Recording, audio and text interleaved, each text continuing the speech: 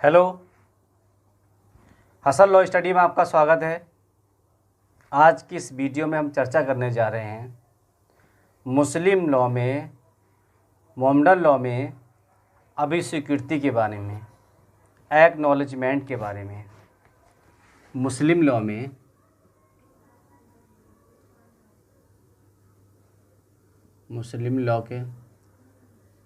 में अभिस्वीकृति के बारे में।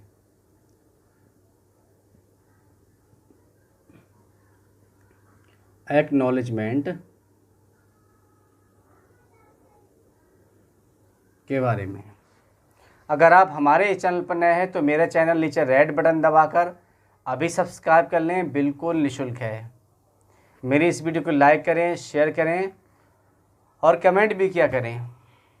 यदि किसी बच्चे का पितृत्व उसके जन्म के समय उसके माता पिता के बीच शादी स्थापित करके प्रमाणित नहीं किया जा सकता तो मुस्लिम विधि में अभिस्वीकृति को मान्यता देती है, जिससे ऐसा विवाह शादी तथा धर्मजत्व मौलिक विधि के जो प्रयोजन हैं उनके द्वारा स्थापित की जा सकती है। मोहम्मद अल्लादाद बनाम मोहम्मद इस्माइल। मोहम्मद अल्लादाद बनाम इब्राहिम 1888 का केस है। इस केस में इलाहाबाद उच्च न्यायालय ने न्यायमूर्ति ने इस संबंध में यह निर्णय दिया कि अभिस्वीकृति जो है तथा धर्मजत्व की मुस्लिम विधि का उन मामलों पर कोई अंतर नहीं पड़ता है जहां बच्चों की अधर्मजता प्रमाणित कर दी गई हो। कोई फर्क नहीं पड़ता। अधर्मजता उसके माता पिता के बीच विधिक संबंधों का असंभव होने से या शादी का वैधता अप्रमाणित होने से स्थापित हो सकती है। ये सिद्धांत वैधता की अनिश्चितता पर लागू होता है तथा ऐसे मामलों में अभिस्वीकृति का प्रभाव होता है, परंतु ये प्रभाव अभिस्वीकृत बच्चे के माता पिता के बीच विधिक संबंधों की उपधारणा से होता है। यदि एक बार किसी अभिस्वीकृति को साबित कर दिया जाए तो विवाह को अप्रमाणित करने का भार उन लोगों पर चला जाता है जो उस तथ्य का प्रतिवाद करते हैं और उसके माता पिता के विवाह से इनकार करते हैं। एक केस और मोहम्मद खान बनाम अली खान। मोहम्मद खान वर्सेस अली खान। ठीक, या 1981 का केस है। इसमें क्या निर्धारित किया गया था कि जो अभिस्वीकृति है, एक्नॉलेजमेंट है, अभिस्वीकृति का जो सिद्धांत है केवल वहीं लागू होता है जहां विवाह का तथ्य तथा विवाह का ठीक समय सिद्ध नहीं हो सकता है। ये सिद्धांत ऐसे मामलों में नहीं लागू होता है जहां बच्चे के माता पिता के बीच विवाह संपन्न नहीं था और जहां बच्चे को वैध बनाने हेतु आवश्यक विवाह न साबित कर दिया गया है। अच्छा, सर D.F. मुल्ला के अनुसार, ठीक, के अनुसार या मुल्ला के मान अभिस्वीकृति के लिए कुछ शर्तें हैं। कौन सी शर्तें हैं? उनका ये शर्तें आवश्यक हैं अभिस्वीकृति के लिए।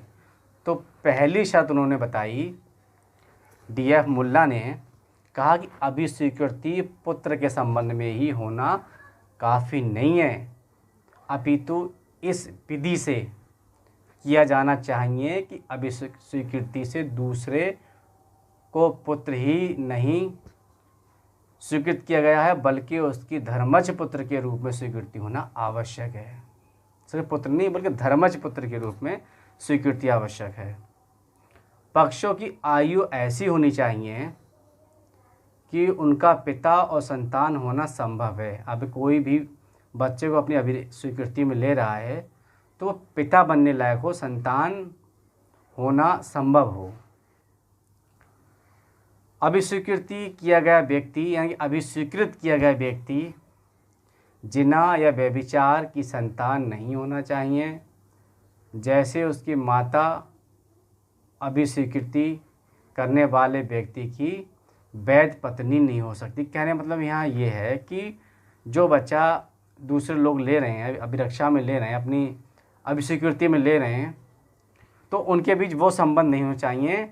अगर वो जो माता गोद ले रही है, अभी स्वीकृति में जा रहा है बच्चा, अगर वो शादी करता है उसके पिता बच्चे का, तो उसकी माता से शादी नहीं हो पाती, यानी निषेधित रिश्ता नहीं होना चाहिए, ये कहा गया है। अभिस्वीकृति बच्चा किसी दूसरे की संतान ना समझा जाता हो। नंबर 5, अभिस्वीकृत व्यक्ति द्वारा अभिस्वीकृति की अस्वीकृति नहीं दी जानी चाहिए। ये सभी शर्तों को सभी अभिस्वीकृतियों में लागू होती हैं, चाहे अभिस्वीकृति संतान लड़का हो या लड़की, दोनों पे लागू रहती हैं। अभिस्वीकृति हिंदू विधि के दत्तक ग्रहण के समान नहीं है। मुस्लिम विधि दत्तक ग्रहण को मान्यता प्रदान नहीं करती है।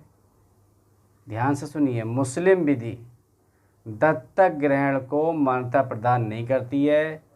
दत्तक ग्रहण किसी भी बच्चे का हो सकता है। दत्तक ग्रहण करने वाले के कोई प्राकृतिक पुत्र या दत्तक ग्रहण का पुत्र नहीं होना चाहिए, जबकि अभिस्वीकृति कितने भी पुत्र होते हुए भी अन्य पुत्र की जा सकती है। देखिए, जो अभिस्वीकृति है वो दत्तक पुत्र की तरह तो नहीं है, लेकिन काम वही होते हैं, गोद लेते हैं। लेकिन दत्तक पुत्र में यह होता है कि जिसकी संतान, जिसके पास पुत्र नहीं होता है, तो वो पुत्र को लेता है। लेकिन यहाँ पर अभिस्वीकृति में ऐसा नहीं है। अभिस्वीकृति में पुत्र हो सकते हैं, फिर भी पुत्र को अभिस्वीकृति में ले सकता है। देखिए, दत्तक ग्रहण और अभिस्वीकृति में अंतर। दत्तक ग्रहण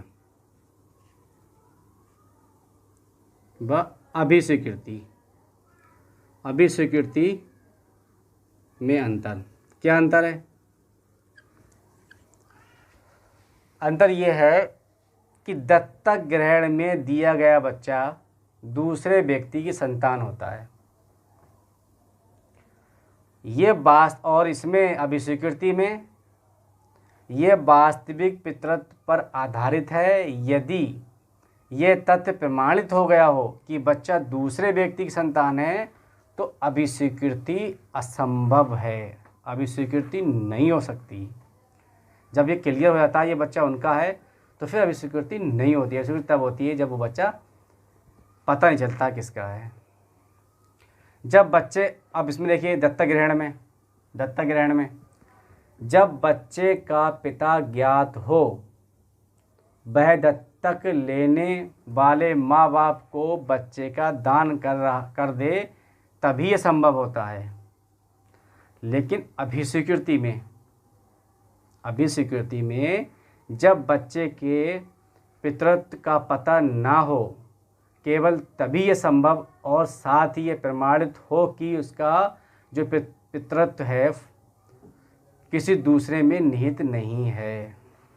तब तीसरा अंतर है दत्तक ग्रहण में। देखिए, जब तीसरे में यह है, जन्म के वंश को त्यागने पर, जिसमें जन्म हुआ है बच्चे का, उस वंश को त्याग देता है।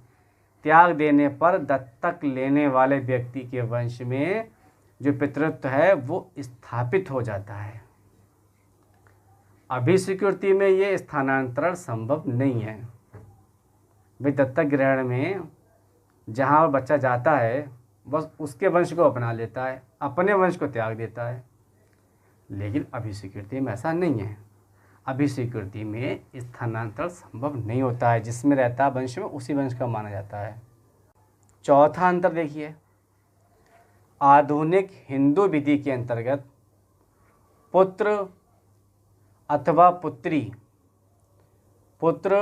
पुत्री को दत्तक लिया जा सकता है, लेकिन अभिस्वीकृति में पुरुष और स्त्री दोनों अभिस्वीकृत हो सकते हैं।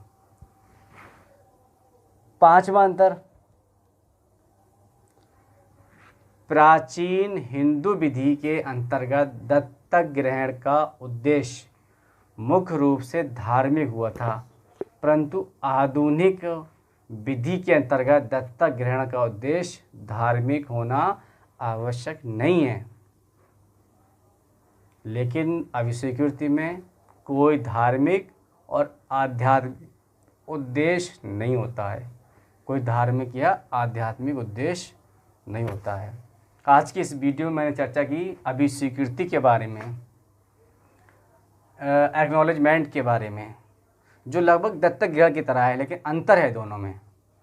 क्योंकि मुस्लिम लॉ में दत्तक ग्रहण मान्य नहीं है, जब मान्य नहीं है तो अभिस्वीकृति की मान्यता दी गई है।